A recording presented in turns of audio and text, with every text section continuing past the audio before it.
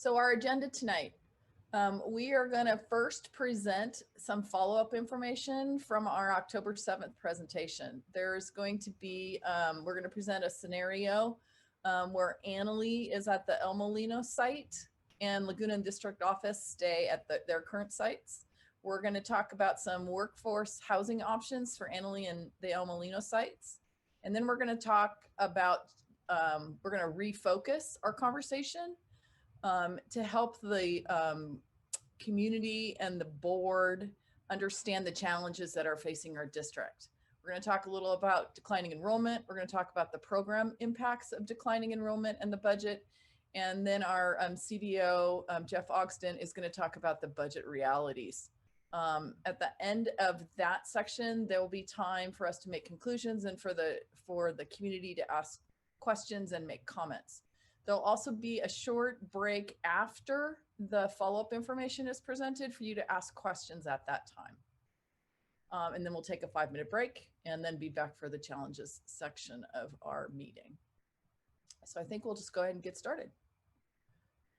So the first thing we're going to do is we're going to review the initial findings from the Facilities and Operations Feasibility Study that was done on October the 7th.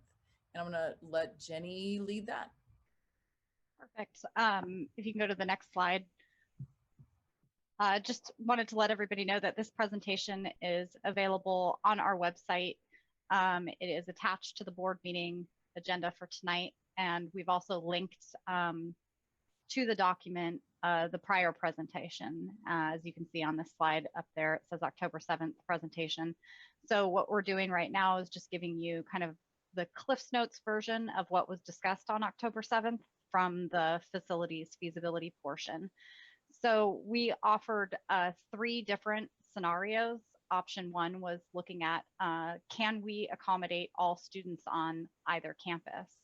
And it was determined that yes, we can with some modifications. So at Annalee, we would need to add 1 portable classroom. And at El Molino, we would need to add 28 portable classrooms that would include Laguna.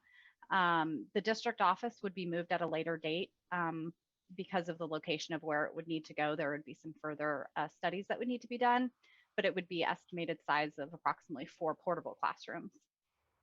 The second scenario was meeting the CDE, that's the California Department of Education recommendations on meeting the 960 square foot recommendation for all size classrooms. So what it looked at was at Annalee, a modernization of the main building to meet that criteria and the addition of a 2-story classroom building. At El Molino, it would be a modernization of the cafeteria, the I building, addition to the administrative building, plus 3 new classroom buildings. And I just want to differentiate when we're looking at option 2, it's site-built facilities as opposed to bringing on portable classrooms. That's the difference between option 1 and option 2, plus option 2 takes significantly longer to plan out. The third scenario was meeting the district programmatic criteria. So this is the part where we really look at the education specifications, the programs that we want to offer. And again, this was a very 50,000 foot view look at each of the campuses. So it looks like Annalee would need a heavy modernization to a majority of the campus, a light modernization to the village classrooms and the cafeteria building, with new buildings for both the small gym, the library, the addition of the library would also be classroom buildings, and then a new 2-story building with an addition to the cafeteria as well. Laguna would be a light modernization to the administrative building, the snack bar and restrooms, classrooms 1 and 3, with the addition of 4 new classrooms and a multi-purpose room. And the district office would be a brand new building entirely.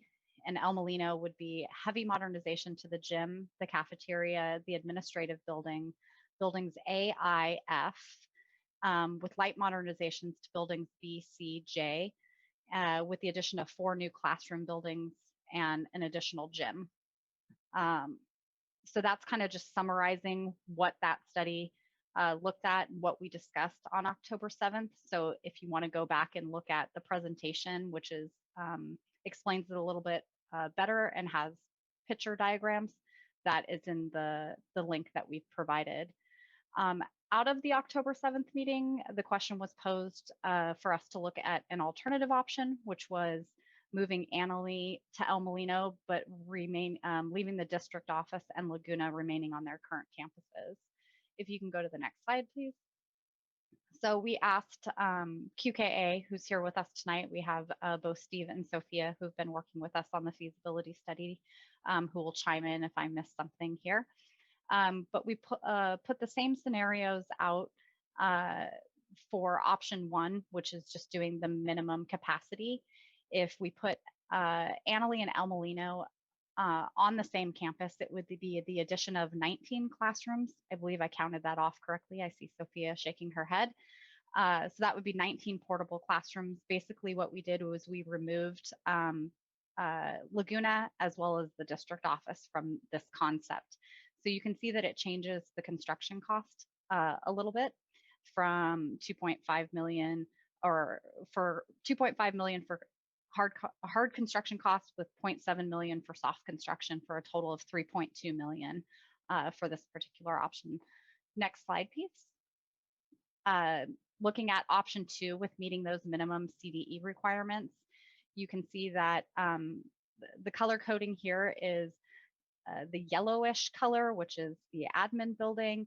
That is a light modernization. Anything that's in gray is an existing building that wouldn't get any modernization at this time. Anything in orange would be a heavy modernization, and anything in blue would be a new facility or an addition. As you can see off the yellow one, that looks like an addition to the administrative building. So this would be roughly $82 million, both hard and soft construction. Next slide. And option three, which is meeting the district programmatic criteria, where you can see that a large scale of the campus would need a major modernization, small component of it needs a minor modernization, and then you'd have the addition of 4 buildings with one addition off the administrative building, and that would be roughly $183 million. Next slide. So we put this in a summary slide. This is similar to one of the slides that we had in the original presentation. And this presentation shows the difference between each of the options. So just moving everything to Annalee, but reminding you that the Annalee option has Laguna and the district office remaining in their current location. So basically, the first and third options kind of mirror each other, where they remain the same. So we're looking at the difference between each scenario of 0.2 million or $200,000 at Annalee for the minimum criteria. El Molino High School minimum criteria would be 5.5 million. That second option considers bringing Laguna to that campus. And then El Molino Laguna High School district office option is just moving Annalee to the El Molino campus. So it's 3.2 million. So you can see the differences there. They all kind of follow down with 92 million to 95 to 82. And the reason that is lower on the third option is because you're not moving existing facilities to a new campus. You're just improving them where they're at. So it's natural for those to cost a little bit less. And again, these are very, very rough order of magnitude dollars. They are nowhere near where we would want to be when planning our facilities. So I just want to make that part and piece kind of clear. Steve, Sophia, do you have anything to add from those slides that? I don't think so. Thank you for doing that, Jenny. That was a great sort of synopsis and encapsulation of the work that we did. And I really do want to sort of reinforce what you just said about the costs. Nobody should get terribly wedded to these costs because they are just based on a very rough planning exercise. There's no design work that's been done or anything like that. So this is just basically using some basic dollars per square foot kind of numbers without much detail. And these are numbers that are also, for the most part, current costs. So as time goes by and as escalation increases, these numbers will increase based on that. But again, a lot of it's just going to depend on the ultimate building program that we go forward with. Thank you, Steve. And I think we can go to the next slide. So here's where we're going to go and review the workforce housing.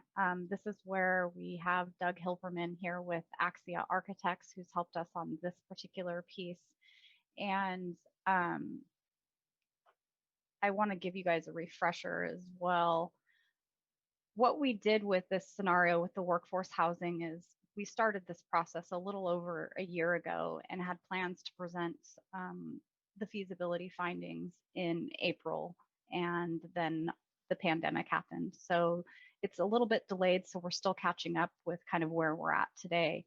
So at our October 7th meeting, we discussed just the Laguna and district office properties and what that would look like for workforce housing. So what we're presenting tonight that derived out of last week's meeting was, or not last week, I can't even keep track of what day it is anymore, is what it would look like if we developed Annalee or El Molino's property. So next slide. And Doug is going to help me out here with a couple of these because this is his forte, not mine. Sure, happy to do so, Jenny, and that was a good introduction to it. As Jenny had described, the question came up specifically in relationship to workforce housing, so specifically in relationship to residential, and the question came up as what could be done on the Annalee site and the El Molino site. So really, this is a very, very, very high level first kind of cursory look at where would you start answering that question. And that's what I'm going to walk you through right now. One of the things we do in this type of situation is we start with looking at what are the adjacent zonings around the site, because that gives us a clue as to where the jurisdiction would kind of like to see the evolution of zoning occur. So in looking at the Annalee site here, the light brown that you see there is what's called an R6. It's a medium density residential, and the dark brown is similar. It's also a medium residential density. The outline in the red here is where the high school occurs, and then adjacent to it, I don't believe I have the cursor here, but adjacent to it in the green in the lower right-hand corner, thank you for that, is where the district site occurs for the district office and the Laguna high school site. So both of these being close to this light brown color, it feels like the first place to look at for residential on this would be the R6 zoning and see what that might do in terms of an overlay on the Annalee High School campus and the district office. Next slide, please. On the El Molino site, when we look at that, in looking at the adjacent zoning around the El Molino campus, and the El Molino campus is outlined there in the red, the El Molino campus has a PF zone, a public facilities zone, but everything around it appears to be dominantly the RRB62, which is a county zoning of rural residential. The B6 is what's called a combining district, and then the 2 represents the fact that it's a 2-acre minimum per dwelling unit.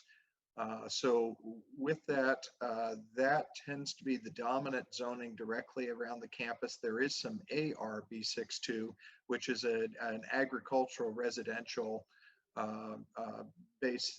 It's quasi-agricultural, basically. It's a transition between agricultural and residential.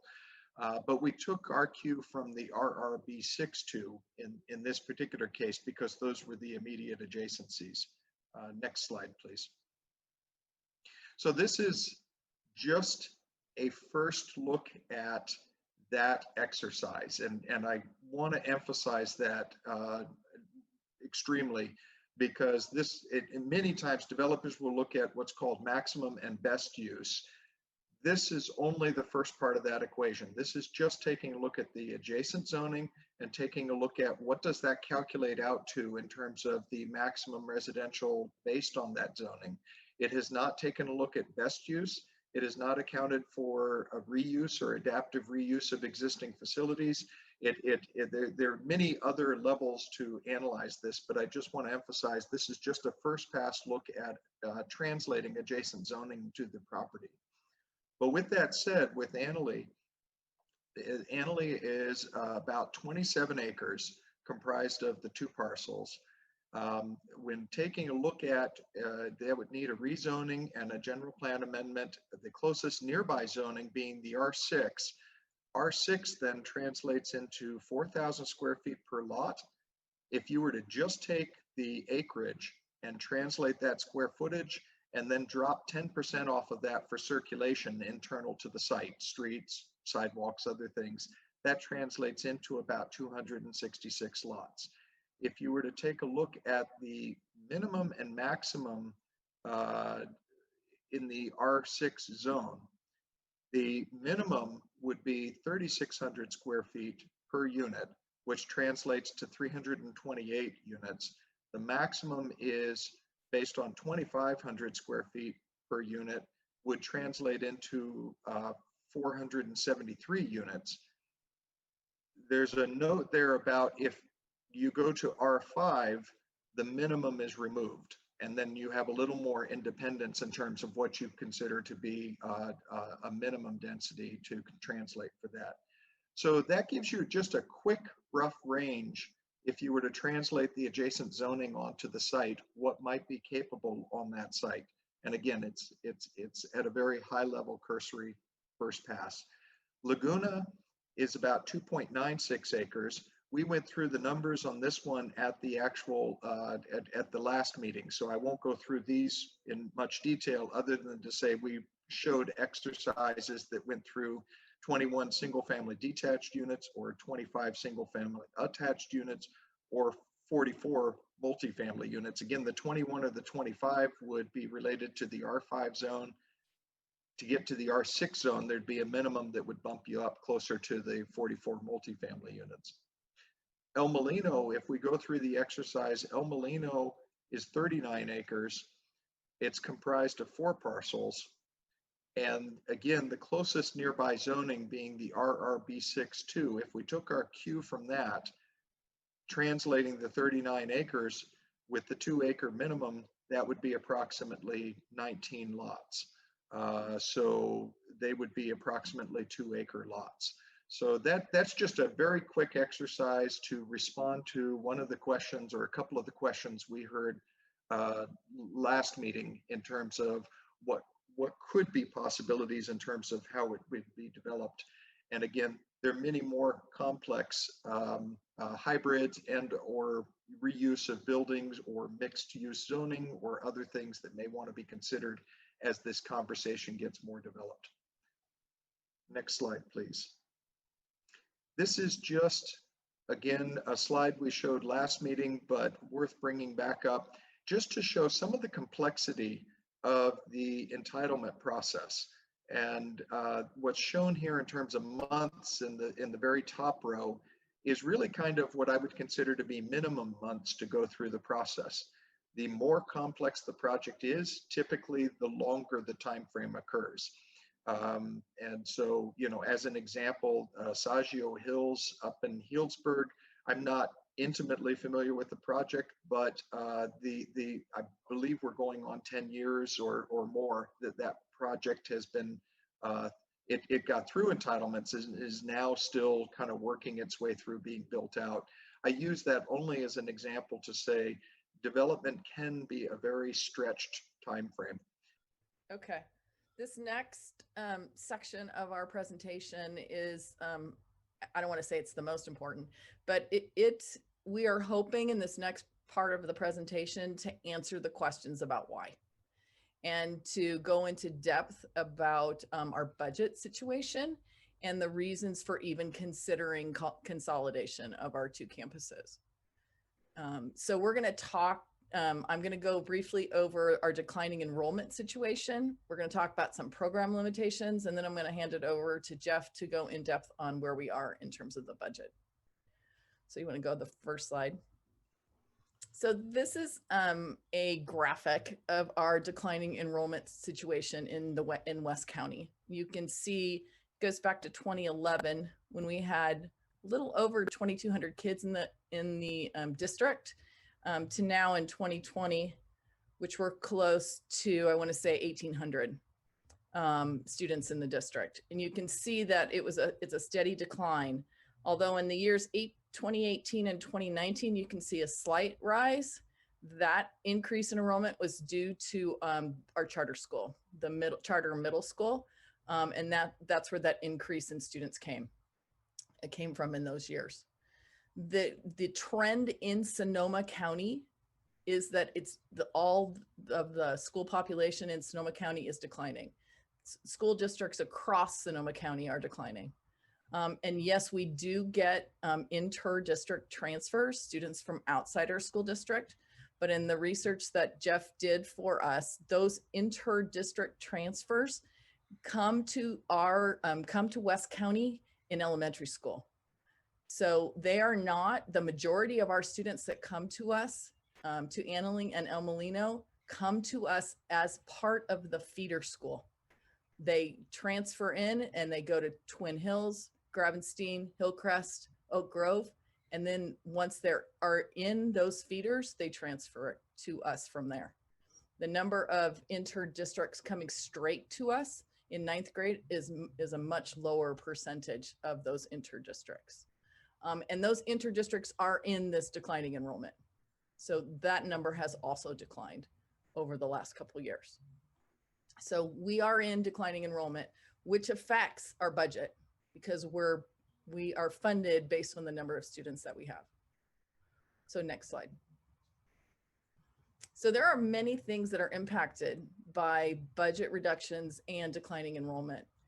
And what happens is those decreasing student enrollment numbers affect program and staffing. For example, this year we cut the culinary program at Annalee. Elmo knows the effects of declining enrollment. The dance program has declined. Several programs have declined. And yes, in the midst of that, there are programs that have grown. But the issue is that it's hard to staff or to keep programs when the numbers of students continue to decline. So when we look at requests for classes that have 10 to 15 students in them, it is very difficult for us in our budget situation to fund those classes. And the end result is that we are cutting programs. Our programs are declining. Combining schools would allow the district to achieve a critical mass in some of our programs and allow us to offer those programs.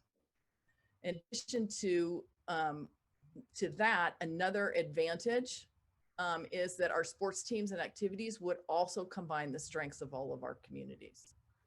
So I think it's just important to keep the behind the scene idea that what we're talking about here in terms of declining enrollment and budget cuts is the impact on our programs and the classes that we can offer to our students. So now I'm going to let Jeff jump in and talk about our budget.